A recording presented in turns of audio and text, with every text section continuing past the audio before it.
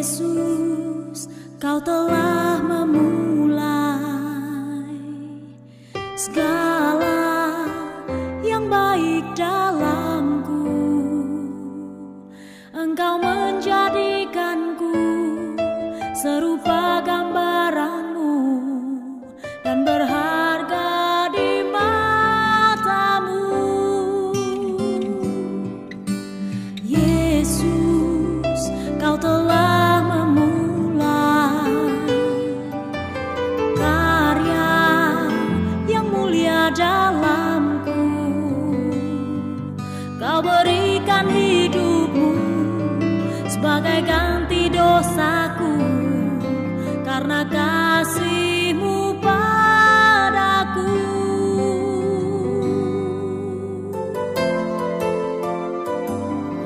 Sekarang ku memuji-Mu, Allah yang setia, yang tak pernah meninggalkan perbuatan tangan-Mu. Sekarang ku menyembah-Mu, Allah yang mulia, sempurnakan segenap hidupku agar indah bagimu.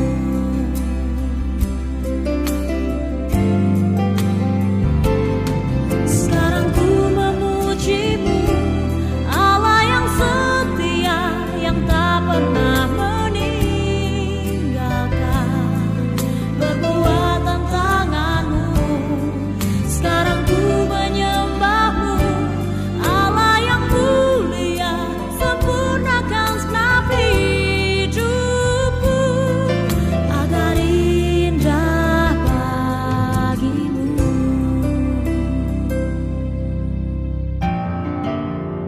Karena Allah telah berfirman, Aku sekali-kali tidak akan membiarkan engkau, dan Aku sekali-kali tidak akan meninggalkan engkau. Sebab itu dengan yakin kita dapat berkata, Tuhan adalah penolongku, dan rancangannya indah bagiku. Sekarang ku memuji-Mu, Allah yang setia, yang tak pernah meninggalkan perbuatan tangan-Mu. Sekarang ku menyembah-Mu, Allah yang mulia, sempurnakan segenap hidupku agar indah bagimu.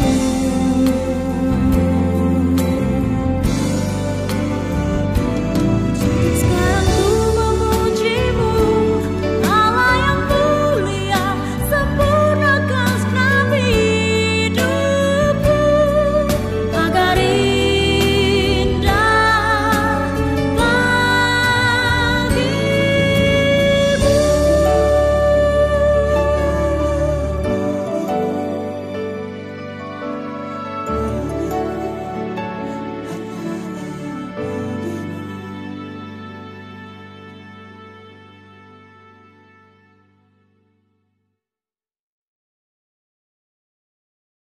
Shalom Bapak Ibu, kembali kita bertemu pagi ini di dalam sebuah renungan firman Tuhan pagi ini. Kita akan belajar bersama-sama tentang renungan firman Tuhan dengan judul Dasar Utama Iman Kristen. Apa itu iman Kristen? Sudah lama mungkin kita beriman pada Yesus Tuhan, menjadi Kristen, di KTP ditulis Kristen. Seringkali ditanya orang, kenapa kita Kristen? Kenapa sih kok kamu Kristen? Apa itu kekristenan? Seringkali kita bingung. Tahu kita sebenarnya, kita tahu karena dari kecil mungkin sudah diajarkan keluarga kita masing-masing, bahkan mungkin sudah mengenal, bahkan ada yang sudah belajar lebih dalam tentang Kristen. Tapi untuk menerangkan ke orang lain kadang susah. Pagi ini kita akan belajar, saya akan berusaha sesingkat mungkin menjelaskan tentang dasar kekristenan. Dasar utama kekristenan saya akan persingkat. Banyak sebenarnya, kita akan persingkat menjadi 3. Pagi ini kita akan belajar. Yang pertama adalah kekristenan adalah pernyataan Tuhan secara khusus kepada umatnya. Jadi pernyataan Tuhan itu ada pernyataan umum, pernyataan khusus. Pernyataan umum bisa kita lihat secara umum. Manusia-manusia yang tidak percaya Yesus pun bisa melihat seperti adanya matahari yang menyinari siang, yang terbit tepat pada waktunya dan terbenam tepat pada waktunya. Adanya ciptaan-ciptaan lain di dunia ini, ada binatang, ada pohon, ada apapun itu, gunung-gunung. Itu pernyataan Tuhan secara umum. Bahkan orang umum pun tahu. Orang yang tidak mengenal Tuhan, ateis pun tahu. Bisa tahu. Bahwa orang-orang yang beragama tahu itu ada penciptanya. Itu pernyataan Tuhan secara umum. Berbeda dengan kekristenan. Kekristenan Tuhan adalah menyatakan diri secara khusus. Pernyataan secara khusus itu seperti apa? Kita bisa lihat seperti ini. Tuhan itu ada di puncak. Dan ini kita lihat agama-agama. Agama-agama itu, agama apapun itu di bawah. Di dunia ini di bawah. Tuhan itu ada di puncak. Seringkali orang-orang melakukan kegiatan agama, entah itu tradisi, entah itu apa, entah itu ibadah agama apapun, mencari Tuhan. Mencari Tuhan yang ada di puncak. Berbeda dengan konsep kekristenan, berbeda dengan iman Kristen. Iman Kristen kita percayai, bukan kita yang datang mencari Tuhan dengan segala kegiatan kita, dengan segala usaha kita sebagai manusia, tapi Tuhan sendirilah yang turun kepada kita. Kita tahu melalui pribadi Yesus, yaitu firman-Nya, Tuhan turun kepada kita. Itulah konsep kekristenan yang paling utama, yang paling mendasar. Pertama adalah Tuhan adalah Allah sendiri yang turun mencari kita. Kenapa bisa demikian? Karena manusia dengan kekuatannya, dengan segala kegiatan ibadah, dengan segala kegiatan budaya untuk mencari Tuhan, jika Tuhan tidak menyatakan dirinya, tidak bisa bertemu Tuhan. Kenapa demikian? Karena manusia tidak bisa mencapai standarnya Tuhan. Manusia itu terlalu jauh dari apa yang distandarkan Tuhan. Makanya Tuhan merendahkan diri, kenosis kalau kita lihat di dalam bahasa teologinya, merendahkan diri, mengambil rupa sebagai anak domba, sebagai wujud sebagai seorang hamba untuk melayani kita. Karena apa? Karena ini manusia tidak ada yang bisa mencapai standarnya Tuhan. Kita lihat di dalam Roma. Di dalam Roma 3 ayat yang 20, saya akan bacakan bagi Bapak Ibu. Sebab tidak ada seorang pun yang dapat dibenarkan di hadapan Allah oleh karena melakukan hukum Taurat. Itu sebabnya Allah turun ke bumi mencari kita. Kita supaya percaya bahwa melalui tubuh Yesus, melalui pengorbanan Yesus, kita beroleh kemenangan. Karena apa? Seperti dalam Roma 3 ayat 20 ini, tidak ada seorang pun yang dapat dibenarkan di hadapan Allah karena melakukan hukum Taurat, karena melakukan kegiatan ibadah agama. Enggak ada. Semua karena kasih karunia. Jadi konsep pertama adalah, dasar iman yang pertama adalah, Kristen adalah Allah yang menyatakan diri turun ke bumi mencari umatnya. Bukan kita yang datang mencari Tuhan. Memang kita datang mencari Tuhan, tapi pertama, perbaikan itu datang dari Tuhan dulu. Pendamaian itu datang dari Tuhan. Karena manusia tidak dapat mencapai standarnya Allah. Dengan perbuatan baik kita, manusia tidak bisa mencapai standarnya Tuhan. Yang kedua, kita beribadah karena kita membalas cintanya Tuhan. Bukan kita untuk dicintai Tuhan. Jika Bapak Ibu semakin hari semakin cinta, semakin rindu, semakin datang ke gereja, semakin rindu untuk mencari firman Tuhan, semakin rindu untuk berdoa, semakin lama dari berdoanya jadi 1 jam, jadi 2-3 jam, dari baca paling sehari kuatnya 1 pasal jadi 3-4 pasal, bahkan sampai 10 pasal satu hari. Itu bukan karena Tuhan makin cinta Bapak Ibu, enggak. Cinta Tuhan kepada kita tetap dari dulu, sekarang, dan selama-lamanya. Sudah mentok pol. Mentok pol bukan setengah-setengah, tapi sepenuh hati. Buktinya nyawanya dia berikan untuk kita. Jadi cinta Tuhan itu nggak bisa bertambah dan juga nggak bisa berkurang bagi kita umatnya. Kalau Bapak Ibu rajin ke gereja, kalau Bapak Ibu rajin ibadah, berarti Bapak Ibu makin mencintai Tuhan. Karena kita beribadah karena cinta pada Tuhan. Bukan Tuhan akan makin cinta pada kita, enggak. Cinta Tuhan tetap sama dari dulu, sekarang, dan selamanya. Ini kita baca di dalam Roma juga, di dalam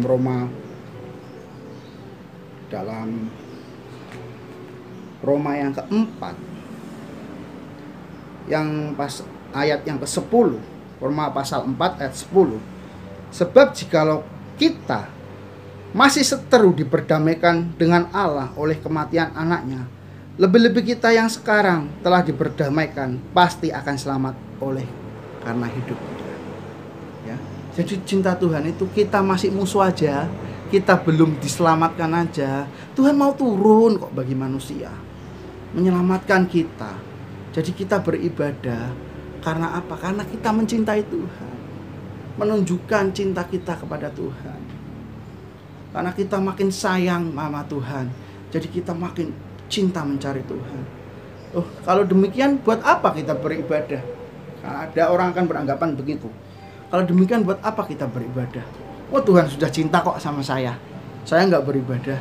Atau ada orang beranggapan gini, nggak apa-apa, yang penting saya masuk surga, yang penting saya di emperan, nggak apa-apa. Itu kurang ajar namanya, Bapak Ibu.